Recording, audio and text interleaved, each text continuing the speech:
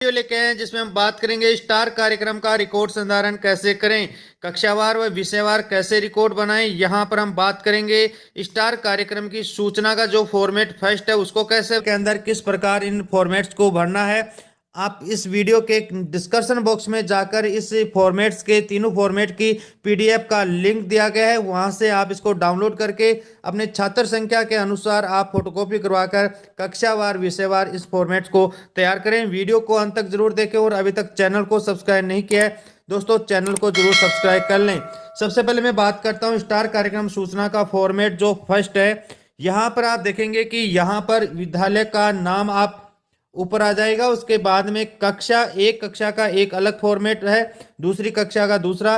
तो यहाँ पर कक्षा जैसे उदाहरण के लिए 5 लिख दिया है, स्कूल का नाम लिख दिया है, और विषय अलग अलग विषय के लिए यह फॉर्मेट फर्स्ट अलग अलग भरा जाएगा। तो विषय जैसे मान लो कि हिंदी है, मैंने हिंदी यहाँ पर लिख दिया है। अब यहाँ पर आपकी कक्षा में जितने बच्चे हैं इस फॉर्मेट के अंदर आपके 15 कॉलम दिए गए हैं। यदि आपके 15 से अधिक संख्या है तो इस फॉर्मेट फर्स्ट का और फोटोकॉपी करवा के आप सेकंड पेज थर्ड पेज आप पेज लगा सकते हैं।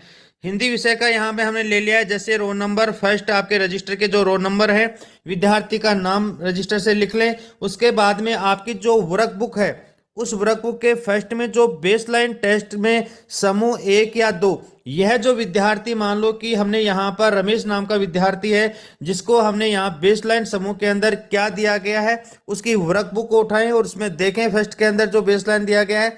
यदि यह समूह उसी कक्षा स्तर का है तो समूह 1 लिखें, और उस कक्षा के नीचे के किसी कक्षा के स्तर का है तो बेसलाइन में हमने 2 दिया होगा, तो यहाँ पर उस टेस्ट में से देखकर लिखेंगे 1 नंबर या 2।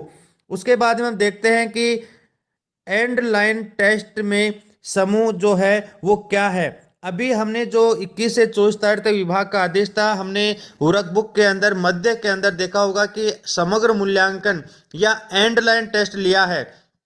तो उसके अंदर एट ग्रेड का मतलब है उसी कक्षा के स्तर का है तो एट ग्रेड लिखेंगे, और या एल का मतलब है लर्निंग लेवल, उस कक्षा के मान लो कि 5वीं का है, यदि वो 5वीं के स्तर का आ रहा है तो हम यहाँ पर एट ग्रेड कक्षा 5 लिखेंगे। और यदि वह कक्षा से नीचा लर्निंग लेवल एल 3 या 4 का है या लर्निंग लेवल 2 का है तो हम यहाँ पर एल 2 लिखेंगे, या फिर हम एल 3 या 4 लिखेंगे। जैसे मान लो कि हमने यहाँ पर एक कॉलम को मैं यहाँ पे भर रहा हूँ, नाम आपने जहाँ जैसे मान लो कि यहाँ पर रमेश आपने लिख दिया है, और रमेश है वो बेस लाइन के अंदर समूह 1 का है तो यहाँ पर 1 लिख दिया है। एंड लाइन टेस्ट समूह के अंदर यह है लर्निंग लेवल 3 और 4 का है तो यहाँ पर आप एल 3 और 4 लिखेंगे। और उसको लिखने के बाद में आगे लास्ट कॉलम दिया गया है उपचारात्मक शिक्षण हाँ या नहीं। दोस्तों यदि वह एट ग्रेड है तो उपचारात्मक शिक्षण नहीं लिखेंगे, और यदि वह लर्निंग लेवल नीचे का है, उस कक्षा के नीचे के लर्निंग लेवल है, जैसे हमने यहाँ पर लर्निंग लेवल 3 और 4 लिखा है तो उपचारात्मक शिक्षण के अंदर हमें यहाँ पर हाँ लिखना होगा। तो इस प्रकार प्रत्येक कॉलम को आप देखेंगे कि किस प्रकार हमें बढ़ना है।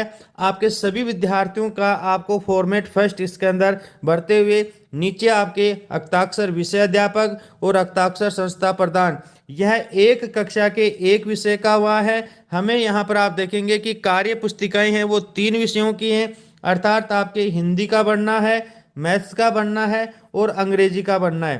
तो इस प्रकार हमें यहाँ पर हिंदी, मैथ्स और इंग्लिश के लिए आपको ये फॉर्मेट फर्स्ट आपके प्रत्येक कक्षा के लिए कक्षा 3 से लेकर 8 तक, क्योंकि कक्षा 1 और 2 के कार्य पुस्तिकाएं नहीं है, अतः हमें ये कक्षा 3 से स्टार्ट करके 8 तक के लिए ये फॉर्मेट फर्स्ट बनना होगा। अब इसकी सुविधा के लिए मैं आपको जानकारी के लिए बता दूं कि आपको जैसे विद्यार्थी का प्रदर्शन जो आपका बेसलाइन है उसमें देखें आप शुरू के अंदर समूह 1 और समूह 2 दिया गया है, तो आप यहाँ से प्रत्येक विद्यार्थी का देखें, और आपका जो समग्र मूल्यांकन का टेस्ट है उसके लास्ट में आप देखेंगे कि आपके पास में यहाँ लर्निंग लेवल सीखने का स्तर, जैसे कक्षा 5 में उसी कक्षा का है तो टिक लगाएं, और कोष्टक में नीचे लिखा हुआ है उपचारात्मक शिक्षण की आवश्यकता नहीं, और यदि इसके नीचे के स्तर में आ रहा है तो इसमें लिखेंगे कि सीखने का स्तर 3 और 4 है या सीखने का स्तर 2 है। तो ये आप कार्य पुस्तिकाओं में से आपको फॉर्मेट 1 और 2 और 3 आपको भरना है, जिसकी सहायता से आपको समेकित सूचनाएं प्राप्त हो। बाहर से आने वाले जो अधिकारी हैं, अवलोकन करता है, उनको आपका जो स्टार प्रभारी है वो आपकी सभी जो कार्य पुस्तिकाओं को दिखाने के बजाय ये फाइल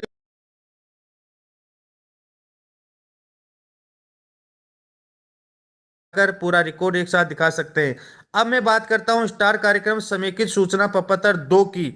यहां पर आप देखें कि ये विषय, मान लो कि मैं हिंदी पढ़ा रहा हूं और कक्षा 3, 4 और 5, इसके लिए एक फॉर्मेट है। तो ये हिंदी कक्षा 3, 4, 5 का एक कॉमन फॉर्मेट होगा, समेकित सूचना होगी। जैसे उदाहरण के लिए देखें कि यहाँ पर आप विद्यालय का नाम, विषय और दिनांक लिख दें जब फॉर्मेट आप भर रहे हैं। कक्षा 3 में मान लो 10 विद्यार्थी हैं, तो हमने यहाँ पर लिख दिया है 10। टोटल विद्यार्थियों की संख्या आ गई है 10। और यदि बेसलाइन टेस्ट के समूह में एक में कितने विद्यार्थी आए थे? बेसलाइन समूह 1 में आए थे 3 विद्यार्थी, और बेसलाइन के समूह 2 में आए थे 7 विद्यार्थी। तो ये 1 और 2 दोनों की योग कितना होना चाहिए? कुल विद्यार्थियों के बराबर। अब हमें देखना है कि एंडलाइन टेस्ट में एट ग्रेड विद्यार्थियों की संख्या मान लो कि आपके 6 आ रही है, और यहाँ पर एंड लाइन टेस्ट के अंदर लर्निंग लेवल LL1 और 2, क्योंकि कक्षा 3 का भर रहे हैं तो या तो उस कक्षा स्तर के होंगे तो उसको एट ग्रेड बोलेंगे, और उस कक्षा के स्तर के नीचे के होंगे कक्षा 1 और 2 के, तो वहां पर संख्या आ रही है 4। तो इन दोनों का योग 10 आ गया और इन दोनों का योग 10 आ गया। टोटल संख्या कितनी थी? 10 थी। तो इस प्रकार हमें यहाँ पर समेकित जानकारी मिल गई है कि बेसलाइन के समय हमारे पास समूह 1 के 3 और 2 के 7 थे, और वर्तमान में एंडलाइन असेसमेंट में यहाँ पर एट ग्रेड के 6 हैं, और एंडलाइन असेसमेंट के लर्निंग लेवल 1 और 2 के 4 विद्यार्थी हैं। तो कक्षा 3 में केवल ये जो 4 विद्यार्थी हैं इन्हीं का उपचारात्मक शिक्षण होगा। बाकी 6 जो एट ग्रेड पर हैं वो पाठ्य पुस्तक के ऊपर कार्य करेंगे। इसी प्रकार दोस्तों आपको यहाँ पर कक्षा 4 की बात करें तो कक्षा 4 के अंदर आप देखेंगे कि जैसे आपके यहाँ पर बेसलाइन कुल विद्यार्थियों की संख्या आ जाएगी। बेसलाइन समूह 1 में कितने थे, बेसलाइन समूह 2 में कितने थे। अब वर्तमान में कक्षा 4 में एट ग्रेड संख्या कितनी है, और कक्षा 4 के नीचे 2 समूह हैं, एक लर्निंग लेवल 3 और एक लर्निंग लेवल 2।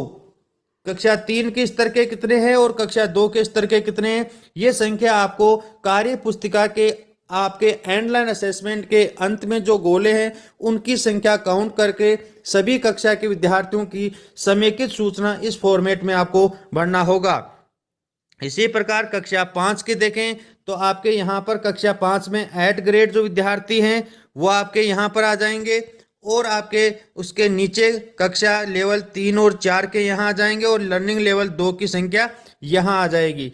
इस प्रकार ये आपको समेकित सूचना आपके विषयवार जो आपके हिंदी का हमने कक्षा 3, 4 और 5 का हमने यहाँ पर लिखा है। यदि आपके कक्षा 3 में अलग कक्षा अध्यापक पढ़ा रहा है, 4 या 5 में अलग यदि विषयाध्यापक पढ़ा रहा है, तो आप जो आप प्रभारी हैं उसके द्वारा ये आप समेकित है वो आपका रिकॉर्ड तैयार हो जाएगा। इसी प्रकार समेकित सूचना फॉर्मेट यदि 3 की बात करें तो ये आपका सेम 2 के समान ही है, केवल इतना सा चेंज है कि इसमें कक्षा 6, 7 और 8 का वर्णन करना है।